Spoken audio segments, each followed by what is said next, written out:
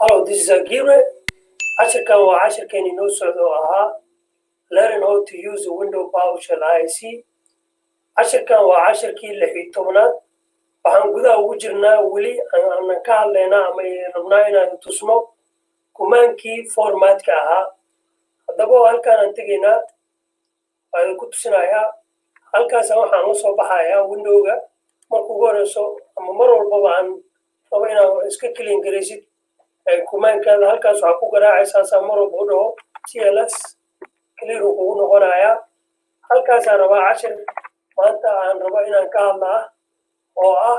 property-ga ama company-ga kumaanka si u heli karaa oo formatka ah intaan dhahayaa waa aragtaa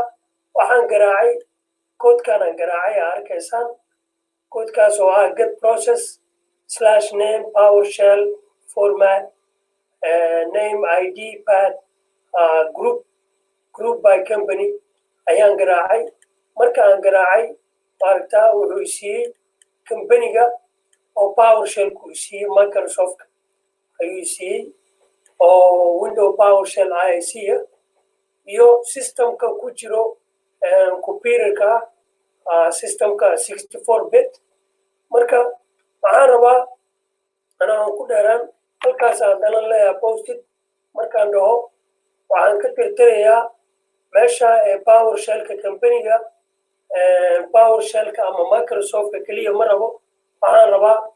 company kale inuu tusaan rabaa halkaasaan tirtirayaa marka aan tirtiro waxaa halkaa igu soo baxay get process calaamadii aan ka soo hadalay Python oo formatka loo isticmaalo aan ka soo hadalay kabacdi waxaan ku sii taabgareeyey format markaan dhahay format table waxaan dhahay rabaan dhahay property name ID path group by company name-ka halkaas haddaan dhaho intaan leeyahay information kale uu siinayaa saa aragtaan marka hore wuxuu siinayaa corporationka kaliya uu siinaayay informationka Microsoftka kaliya uu siinaayay hadda wuxuu siinayaa saa arkaysaan company kale uu siinayaa oo ku jiraan programmada ama loo isticmaalo koodkan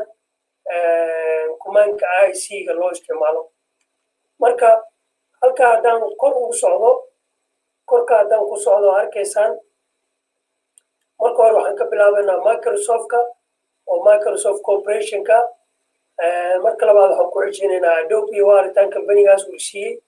markii kow aan bilaabay kumaanka hal company uu siiyey haddana marka aan ka tirtiray name-ka oo aan isticmaalay kood kale company badan uu siinayaa saa arkaysaan Adobe system waxa uu kale uu siinayaa haddaan hoos ugu socdo wuxuu siinayaa company kale oo security-ga ah oo la yiraahdo M86 security oo security fiican asagana laakiin ujeedadeena maaha waxa waa company-ga haddana Microsoftka haddaan hoos ugu socdo Google-ka hoos kale haddaan ugu socdo aan ku socdo wuxuu siinayaa waa inuu ku siiyaa company-ga computerka isticmaalaysid oo aragtaa computerka isticmaalayna nooga weeyaan u dheeraa maayo haddana hoos aan ugu socnayaa intaas oo dhan hoos markaan ugu socdo waa aragtaa company-ga waa company kale aan isticmaalo TechSmith company-gan kalena waa company kale aan isticmaalo get detail get information get commands markaa isticmaalaysa formatka waa qaybooyinkan weeyaan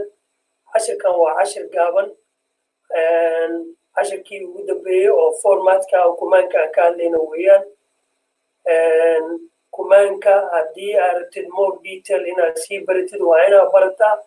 sida loo isticmaalo get information get process and get command haddaba ku dheeraa meeno cashirkan cashirkii saan ugu soo hadalna waaye waa cashirkii 16aad oo aan ka hadlayno learn how to use a window PowerShell IIC oo kumaana haddaa janalkan ku cusub tahay subscribe-ka noo saar like-ta taabo comment-kaada ka bixi waa inoo cashirkeena dambe